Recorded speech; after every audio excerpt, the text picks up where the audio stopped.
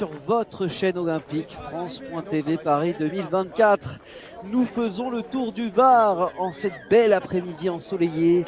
On est parti dès ce matin depuis Saint-Raphaël et nous poursuivons notre itinéraire. On va vous montrer ça en carte dans quelques secondes. On est parti depuis Saint-Raphaël pour passer par hier durant la matinée, escale à Brignoles, ensuite direction Flamand-sur-Issol. Et puis on a repris cet après-midi avec un très beau relais du côté de la Seine-sur-Mer. Et nous voici désormais au Sague-sur-Verdon, 232 habitants, tout petit village au nord du Var. On descendra dans le sud avec évidemment la cérémonie très attendue à Toulon. Et la flamme qui s'illumine à nouveau avec cette toute première relayeuse, Mariem Knessi. Mariem est militaire caporal-chef de première classe au service de la France depuis 12 ans désormais. Elle a été durement blessée lors d'une opération très sportive. Pratique de l'athlétisme depuis un certain nombre d'années. Elle fait partie de ces 5 relayeurs et relayeuses qui vont s'alterner sur un trajet assez court. On est sur un convoi d'une vingtaine de minutes à peu près. Un trajet de 1,3 km qui jalonnera Sague-sur-Verdon. On est vraiment au cœur du parc régional du Verdon. Magnifique panorama. On est passé par la Corniche d'Or ce matin à Saint-Raphaël, par la route du sel hier, et nous voici au cœur de ce magnifique parc. On va se balader à travers ce tout petit village.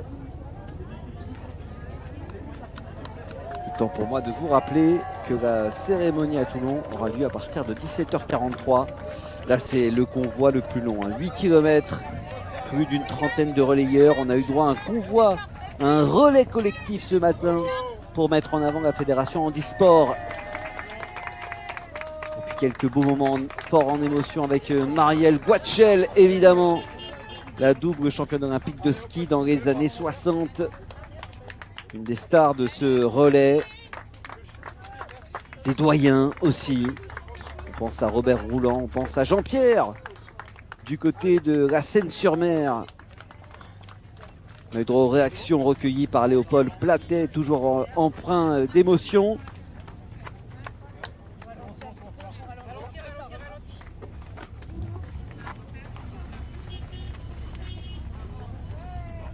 Et nous voici donc avec ce premier relais. On vous rappelle à chaque fois 200 mètres parcourir à chaque fois.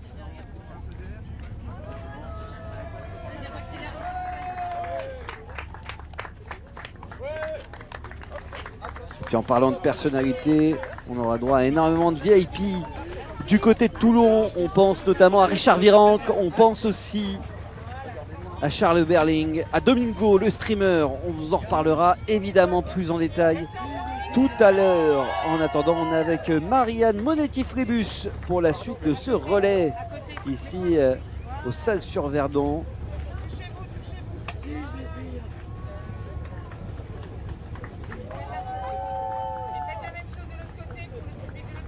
Toujours le cérémonial pour tous les photographes, pour immortaliser ce moment, pour retrouver après les photos sur les sites officiels.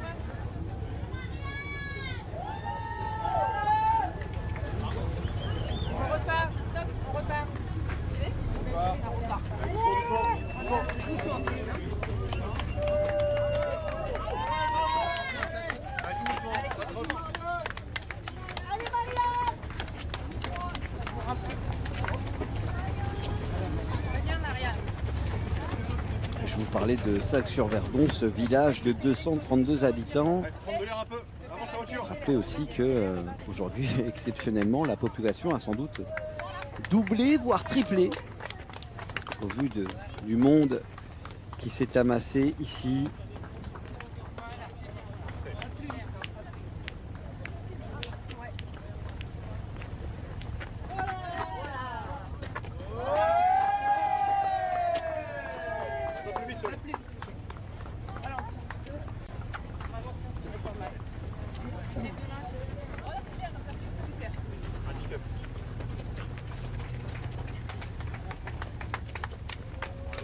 Les Sacs-sur-Verdon, où le lac de Sainte-Croix passe.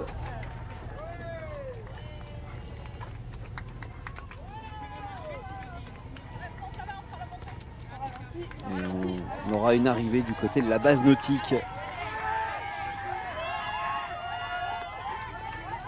Je vous rappelle aussi les différents rendez-vous sur nos antennes. Il y aura la météo du relais de la flamme après nos retransmissions en direct. Il y aura aux Jeux citoyens Carole Gessler et toute son équipe pour vous présenter ce rendez-vous quotidien qui a débuté en mois de septembre dernier, qui est notre fil rouge. Et puis les prime time événementiels avec un retour sur les précédents JO sur nos antennes. 40 ans de JO revisités jusqu'au 26 juillet avec ce soir France-Brésil 1984. Et on parle de football, il n'y a pas que 98, il y a aussi 84. L'équipe de José Touré, de Daniel Xuereb, d'Henri Michel qui avait glané la médaille d'or à Los Angeles. Hier on avait pu apercevoir la cérémonie d'ouverture des JO de Los Angeles. La suite du parcours, la voici, avec un relayeur, Charles Duvel, président du club de roller Côte d'Azur. Il participe tous les ans au championnat de France de marathon roller. Et il a même participé au championnat du monde. Et puis c'est un marathonien hors pair.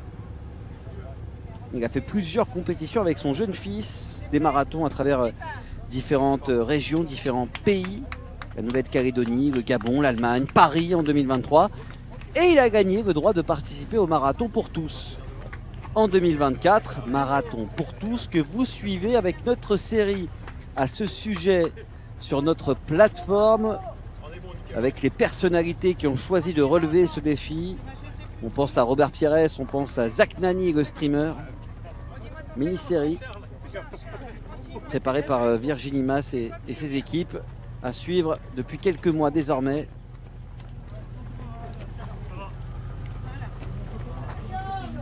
Forcément 200 mètres pour un marathonien, c'est pas énorme. Et puis Charles, c'est quelqu'un qui a l'habitude des JO. Il est parti à Atlanta, à Barcelone.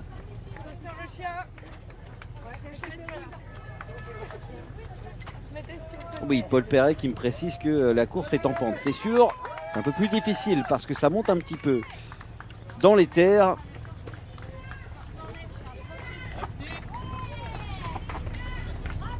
Trois fois sélectionné au championnat du monde de marathon roller. Notre ami Charles Duvel qui va passer le relais à une judokate, une espoir du judo français. Originaire de la Seine-sur-Mer, alors que pour l'instant Charles pose. On va parler dans quelques minutes de Chloé de Victor, judokate. C'est pas la seule judoka qui était présente ici durant ce trajet. On pense aussi à Célia Cancan qui était présente hier ce matin, qui avait terminé le relais, qui elle aussi fait partie des jeunes espoirs du judo français. Ces sportifs qui rêvent de succéder un jour à Clarisse Agbenienou, à Teddy Riner, qui sont sur les tatamis depuis tout petit.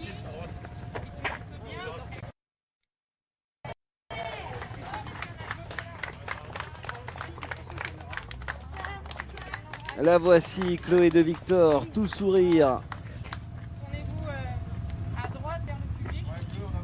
Elle est originaire de la Seine-sur-Mer. Elle a évolué du côté du Castelet. Chloé, dans le Var, avant de migrer vers Paris.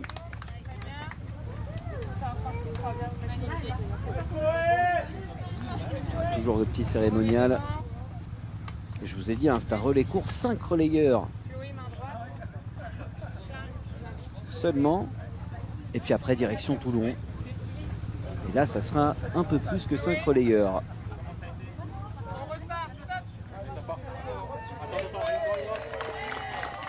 C'est parti pour Chloé. Championne du monde junior de judo en 2021, Chloé de Victor.